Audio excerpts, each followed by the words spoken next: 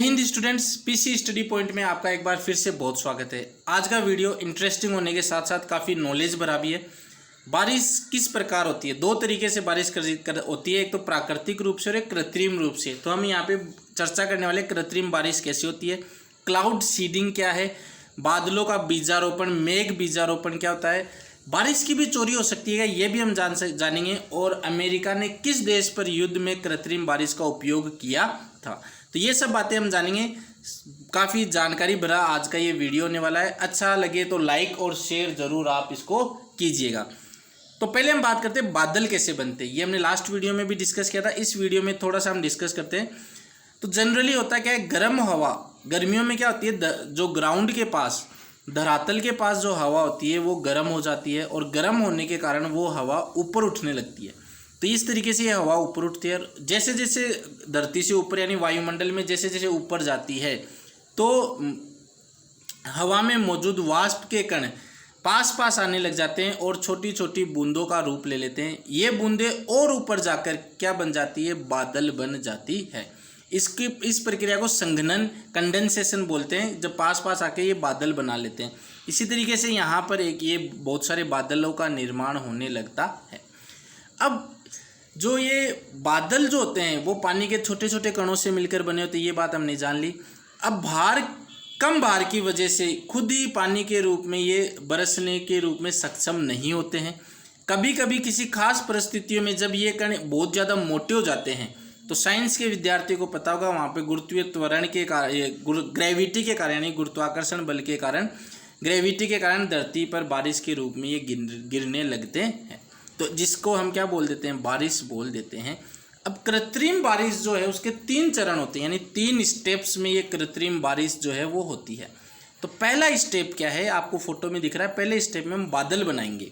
तो जिस इलाके में बारिश करवानी होती है उस इलाके के ऊपर चलने वाली हवा को ऊपर भेज दिया जाता है। ऊपर भेज देंगे, टेम्परेचर कम हो जाएगा, तो वो जो हवा के अंदर वाष्प है वो पानी के रूप में छोटी छोटी बूंदें ले लेगी और बादल बन जाएंगे। ऐसा इसलिए किया जाता है ताकि बादल बारिश करने योग्य बन सके।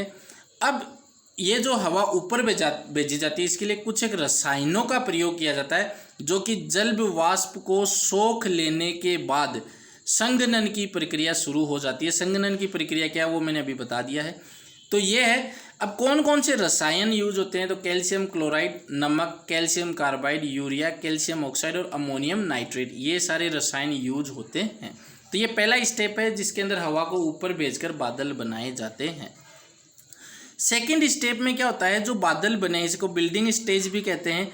सेकेंड स्टेज में क्या होता है, इस चरण में बादलों का घनत्व बढ़ाया जाता है। घनत्व बढ़ाने का मतलब और ज़्यादा गहरे बादल बनाए जाते हैं, और ज़्यादा काले बादल हम बोल सकते हैं बनाए जाते हैं, क्योंकि घनत्व ज़्यादा हो जाएगा तो प्रकाश आ नहीं पाएगा, बादलों से निकलकर लाइट आ नहीं पाएगी, जिसके कारण वो हमें काले दिखाई देते हैं। तो घनत्व बढ़ाने के लिए क्या करते हैं, हम कुछ एक रसायनों का उपयोग करते हैं जिससे हम घनत्व बढ़ा सकें। वो रसायन है urea, ammonium nitrite, calcium chloride, जबकि बादलों को और ज़्यादा पास पास ले आएंगे, यानी बूंदों को और ज़्यादा पास पास ले आएंगे, क्योंकि बादल बूंदों से ही मिलकर बने होते हैं। तो इस कारण अब स्टेप थर्ड में हम क्या करते हैं, एरोप्लेन की हेल्प से या फिर गुब्बारे की हेल्प से या फिर मिसाइल की हेल्प से हम जो सिल्वर आयोडाइड होता है और शुष्क बर्फ जैसे ठंडे रसायनों का करने वाले रसायनों को आसमान में छाए बादलों पर बमबारी की जाती है।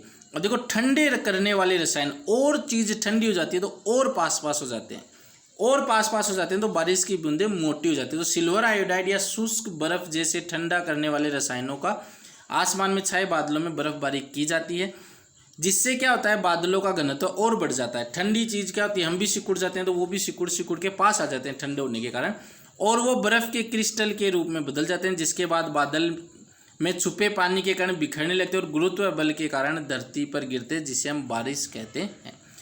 अब ये अगर कहीं पर पहले से बारिश मौजूद है तो जो हमने स्टेप पहली और स्टेप दूसरी वो हम नहीं करेंगे, क्योंकि बादल ऑलरेडी मौजूद है, और हम स्टेप थर्ड ही सीधा कर लेते हैं। हाल ही में दुबई के अंदर या जो भी ये समुद्र वाले इलाकों के आसपास बारिश जो है वो इसी टेक्निक से करवाई जाती है। दुबई में अभी हाल ही में बारिश इसी टेक्निक से करवाई गई है। अब इसका आविष्कार किसने किया था, तो इसका आविष्कार किया था विंसेंट जोसेफ सेफर, जो कि एक अमेरिकी रसायनज्ञ और मौसमी विज्ञानी थे, इन्होंने सबसे पहले क्लाउड सीडिंग, अब ये देखो हमने क्या क्लाउड लेकर आए हैं, क्लाउड का जिस तरीके से पौधारोपण करते हैं वैसे क्लाउड को हमने बोया है, इसलिए इसको क्लाउड सीडिंग कहते हैं। और उन्होंने 13 नवंबर 1946 को इसका आविष्कार किया था। अब देखिए बीजिंग 2008 के अंदर, बीजिंग 2008 में क्या हुआ था, बारिश होने वाली थी उद्घाटन के समय, तो उस बारिश को टालने के लिए क्या किया गया, बीजिंग से पहले ही जो बादल आ रहे थे बीजिंग शहर की ओर, तो पहले ही बारिश करवा दी गई, जिससे क्या हुआ, पहले ही बारिश करवा दी गई, पानी बादलों में कम हो गया, तो बीजिंग में आकर कम ही बारिश हुई। तो अगस्त 2008 में बीजिंग ओलंपिक के दौरान इसका प्रयोग किया गया था। बादल बीजारोपण करके ओलंपिक उद्घाटन समारोह पर मंडरा रहे बारिश के खतरे को सफलतापूर्वक टाल दिया गया था। ठीक है। और ऐसा ही चाइना में क्या होता है, आजकल आरोप प्रत्यारोप लगते हैं कि किसी प्रांत में ज़्यादा बारिश करवा ली जाती है, किसी प्रांत में कम बारिश करवा ली जाती है। होता क्या है, अगर किधर से बादल आ रहे हैं तो उस प्रांत में क्या करते हैं, सिल्वर आयोडाइड का या शुष्क बर्फ़ का छिड़काव करके वहीं पर ही बारिश करवा ली जाती है। जो उसके आगे आने वाला प्रांत है वहाँ पर बिल्कुल ही कम बारिश होती है। तो इसको हम सब मान सकते हैं कि बारिश की चोरी की जा सकती है। ठीक है, तो ये एक उदाहरण था। फिर दूसरा उदाहरण, दुबई में इसी तरीके से बारिश करवाई जाती है जहाँ पर कम बारिश होती है। और एक बार जब 1977 में जब युद्ध चल रहा था, 1960 से 1972 में जब युद्ध चल रहा, 1967 और 1972 में अमेरिका और वियतनाम के अंदर मध्य युद्ध चल रहा था, तो एक ऑपरेशन हुआ था पोपेई।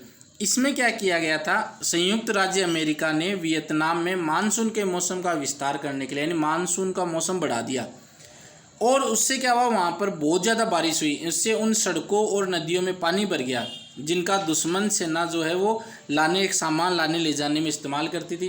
तो वहाँ पर सामान लाने में देरी हो गई और इसका फ़ायदा यूएसए ने उठाया था। फिर 1977 के अंदर एक अंतर्राष्ट्रीय संधि ने सैन्य और अन्य शत्रुतापूर्ण उद्देश्यों के लिए मौसम संसाधन का उपयोग करने पर प्रतिबंध लगा दिया था। तो हाल ही में इंडिया के अंदर भी तमिलनाडु में एक बार जब अकाल पड़ा था, तो उससे बचने के लिए कृत्रिम बारिश करवाई गई थी। अब कृत्रिम बारिश के कुछ एडवांटेज हैं तो कुछ नुकसान भी हैं। नुकसान यही है कि ये बहुत ज़्यादा खर्चीला है, और सिल्वर आयोडाइड का अगर बहुत ज़्यादा उपयोग करेंगे, वैसे तो वायुमंडल में बहुत सारी गैसें हैं, अगर उनका कंपोजिशन देखेंगे तो उसमें सिल्वर आयोडाइड भी बहुत कम मात्रा में है। अगर उसको हम बढ़ा देंगे तो हमें कॉन्टामिनेशन यानी संरक्षण जो कॉन्टामिनेशन होता है उसका हमें खामियाजा भी भुगतना पड़ सकता है। बाकी ये बहुत खर्चीला है, ऐसे डायरेक्टली हार्मफुल नहीं है, इनडायरेक्टली ये हार्म कर सकता है। तो ये आज का वीडियो था, कैसा लगा हमें कमेंट करके ज़रूर बताइएगा।